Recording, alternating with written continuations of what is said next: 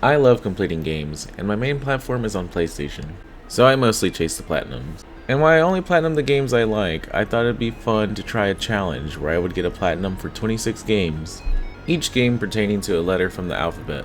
Now there is a little wiggle room on how I determine if a game fits into a letter. For example, games that start with the or a do not automatically disqualify them from other letters. For example, if I chose a game such as The Last of Us, I could skip the T part of the and focus on the L part of Last of Us. A Hat in Time, I would focus on the H rather than the A. My other rule would be, if it's part of a main title entry followed by a second title, I could focus on the second title. Examples being Star Wars Jedi Survivor, I could focus on the J for Jedi versus S for Star Wars, or Silent Hill F, which I'm sure you can figure that one out. And with all that paperwork out of the way, we can finally start the video. If you like what you see so far, give me a like and subscribe. I really appreciate it. But on to our first entry. A is for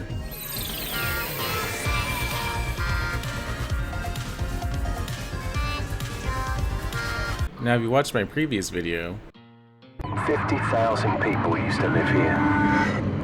Now it's a ghost town. give it a watch, will you?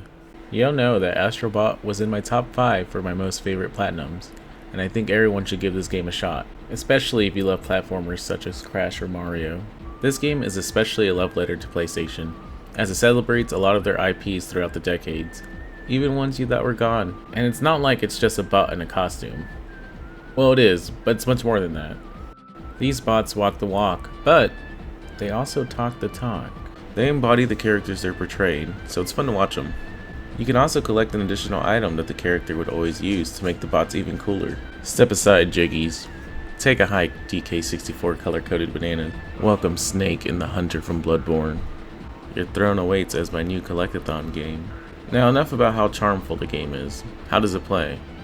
Well, that part is also amazing. The game is a perfect blend of easy, but not baby mode easy, and challenging, but not ruin your day challenging. It's just right. A lot of levels felt unique with the game mechanics the game would introduce, taking advantage of every feature of the DualSense controller. I never felt bored or had a level where I felt the developers didn't have love for it. Again, if you are a fan of PlayStation, you'll love the final level for some of the worlds, as it is a celebration of PlayStation series and definitely feels like a love letter. Now I know you're asking, how hard was the platinum? Honestly, pretty simple. It's purely a collectathon platformer game, and levels are not too long, so it's easy to pick up and play here and there. Add that with a couple little Easter egg trophies that are just fun to figure out, and that pretty much sums up the trophy hunting experience for this game. The game also offers ways to find pretty much everything, so I don't think anyone's really going to struggle. But if you're like me and can't find the last remaining bots, for the love of God, check the Safari Park. Overall, this review is pretty simple because the game is simple, and that's not a bad thing. Passion really shows, and it made me enjoy my run with it. In a time where it feels like games are more made to appease shareholders and make a profit, this one really stands out as a gem. They could have easily gone the other route and made the God of War expansion or the Uncharted expansion. Let me stop talking before I give someone an idea.